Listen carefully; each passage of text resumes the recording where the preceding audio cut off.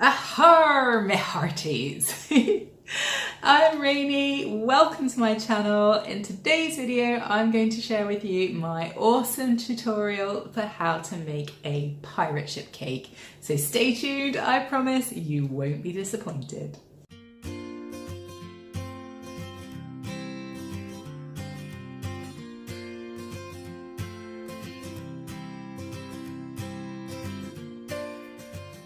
So our church is having a pirate themed family fun day and I thought it'd be really cool to make a pirate ship cake for it. Now it's using my decadent chocolate fudge cake recipe, so if you want to see how I make that then you can click on the link that's in the I button above or in the description below. And if you're new to my channel, then welcome. It's really great to have you here today and I hope that you'll consider subscribing. And if you're already a subscriber, then don't forget to hit that little bell button and you will get notified every time I post a new video. But without further ado, let's start this video.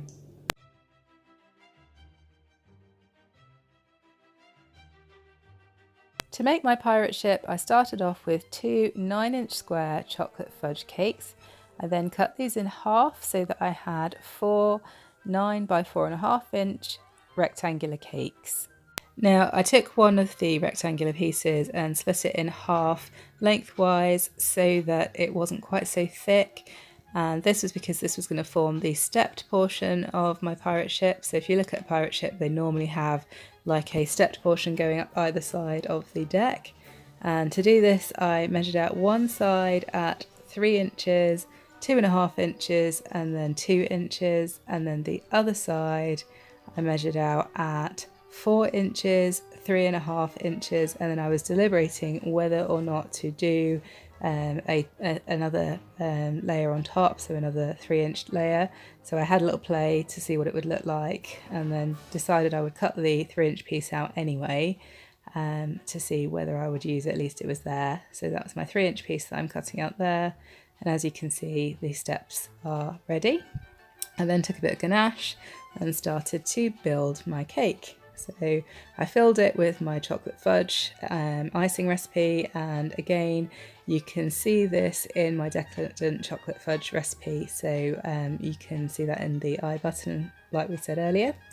So now I started to sculpt a bit more, so I just put a little bit of chocolate fudge on the end here and started to build up my stepped portion of my boat.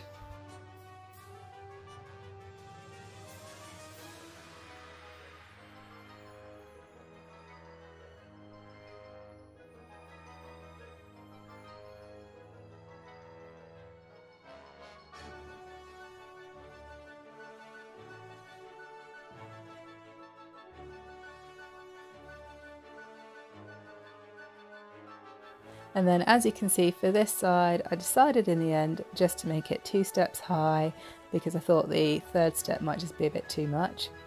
I then took a sharp knife and started to carve it into the shape of a boat, and obviously I didn't make one end pointed because I wanted to have quite a lot of cake and I felt like if I carved it too much you'd have less cake. But all I really did is I just went round and rounding off all the edges and then ensuring that the bottom sort of tapered in a bit so it was much more boat-like.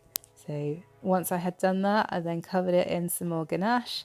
Now this process took quite a long time because you want to try and make sure as much as possible that it's as smooth as you can get it and that you really work that ganache into all the little details that you've created. I then took a flexible cake smoother to really smooth out my ganache as much as I possibly could.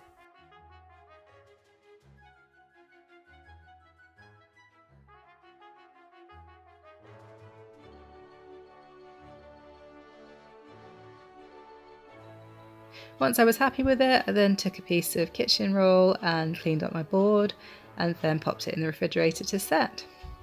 I then took some brown fondant and rolled it out into, really didn't matter too much what shape, and then using a wood effect fondant impression mat, I obviously impressed some wood grain into the fondant, and with this I then created some planks of wood. So I did that by using a ribbon tool, and I think I set the ribbon tool at about 1/2 centimetre width, using little spacers that come with it. And once I had cut out all of my strips, I then removed all the pieces of fondant that weren't going to be useful and was hopefully left with roughly 1/2 centimetre width planks. And then using my ruler again to measure out, I measured out 2-inch lengths. And then I love this tool. This is my bendy blade and it's just dead easy for cutting bits out. So as you can see, I have lots and lots of 2-inch length planks of fondant, what look like little planks of fondant. And then I started to attach them to the cake with some water. And the key here is to offset the joins of your fondant planks so that the joins aren't all in the same place, so that it looks a lot more, you know, like deck-like. And yep, it just kept going around the cake, adding my little pieces of fondant, and wherever there were gaps that needed filling, I would then cut down one of my planks of wood to make it fit in, or one of my pretend planks of wood to make it fill in the gaps. And then I just kept going around using my X-Acto knife to trim off all the edges that were overhanging the cake.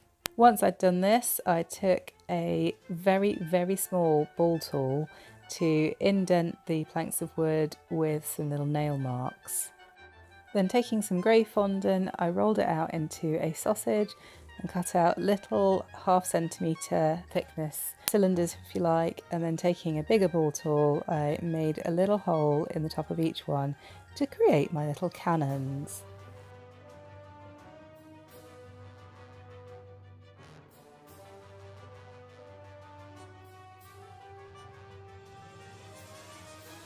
Once I'd cut out all my cannons, I then took some black fondant and rolled this out, and took a square cutter and cut out the windows for my ship. So basically I took the square and then I cut the square in half. I also cut out some little circles to go on the bottoms of the cannons. Unfortunately I didn't show this because my camera ran out mid filming for this, but literally just using a little circle cutter I pressed out some circles and glued them to the bottom of the cannons. Now unfortunately, because my video ran out, I didn't get to show how I made the steering wheel, but I basically cut out 2 circles of brown fondant, and then using a smaller circle cutter I cut the middles out of them to create the rim.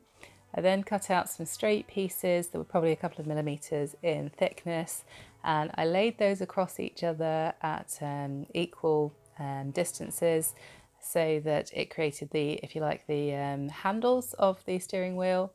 And I sandwiched these pieces in between my 2 circles, and then I just made another tiny circle using a really small circle cutter to put in the middle of my wheel to cover the join for where all the different handle pieces were crossing each other, and just to make it look pretty. And then I attached that to a thick piece of brown fondant and in that thick piece of brown fondant I put a cocktail stick for being able to attach that into the cake. And then to finish off my windows, I took some really thin strips of brown fondant which I trimmed off using my bendy blade, and I attached these to the window to create the kind of like the leaded portions of the window and just make them look, well, more like a window.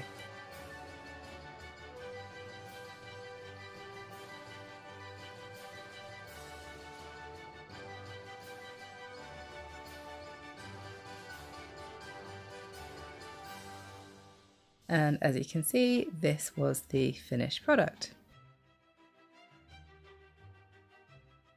I also made some little decorative sort of filigree type pieces to pop onto the sides of my cake. Obviously because of the top position of my camera you can't actually see them very well, but that's what I'm cutting out here.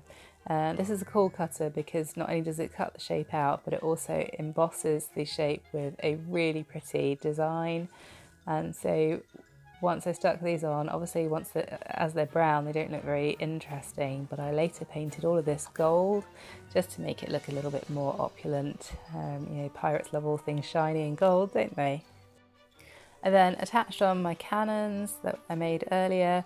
I attached all these pieces on with edible glue just because I was a little bit worried about them coming off. and then I attached my steering wheel, and as you can see it's really starting to take shape now. So there it is, with those little filigree pieces on the front. I then took some edible gold dust and mixed it with a little bit of alcohol and made a little paint. And this rope portion that I'm painting around the top of the cake, again because my camera ended before I had a chance to show this, all I did was to use like a fondant extruder which pushes fondant out in whatever shape you want it. You just used a small circle on the extruder to push out some really thin strands of fondant, and I took those strands and literally just twisted them together and then attached them all around the cake with a little bit of water. So I then painted them in to make them look like rope around the edge of the ship, and I also painted in all the details. To finish off my cake, I marbled some blue fondant with some just different colours of fondant, so I think some pinks and some darker blues. I then rolled it out really nice and thin and cut out roughly an oblong shape in the middle of it so that I could slide it around my cake, and then just using a little bit of manipulation I just pushed all the seams together, and then where it wasn't quite meeting the edge of the board I rolled it out a little bit, or if it wasn't quite meeting the edge of the cake I just pushed it in a little bit. Didn't matter too much if it wasn't too perfect because obviously it's meant to represent water. I also made a few waves out of the excess fondant and just pushed those around the edge of the cake. I literally just did this by doing some strips and just forming them around the bottom of the cake, and you'll see this in the reveal at the end. Now to make the masts for my cake, none of this part was edible, so I just took some bamboo skewers, printed off some yellow and orange striped sails because these are the colours of the school, and a little pirate flag for the top, and then the little lion I also printed off because he is the school mascot. So there you have it folks, the finished cake in all its glory. At the front there you can see those waves that I was talking about making. I just think it looks absolutely stunning. I was so pleased with how this turned out, and I know that the school absolutely loved it. They loved it so much that they turned it into one of their fair activities. So I think they charged for people to guess the name of the ship, and then whoever guessed it correct got to keep the cake.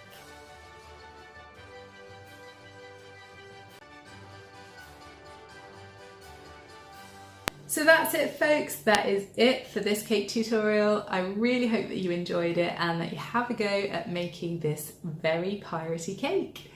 And if you do, don't forget to let me know what you thought in the comments below. I love hearing from you guys, so please keep your comments coming. And also, if you take pictures of your cakes, then I would love it if you were to share them with me on Instagram so that I can see all of your wonderful creations. If you want to follow me on there, my name is Rainey S. Johnson and the link to my page is in the description below. So don't forget guys to give this video a big thumbs up, share it with your friends, and don't forget to hit that subscribe button below. Thank you so much for watching, and I will see you in the next one.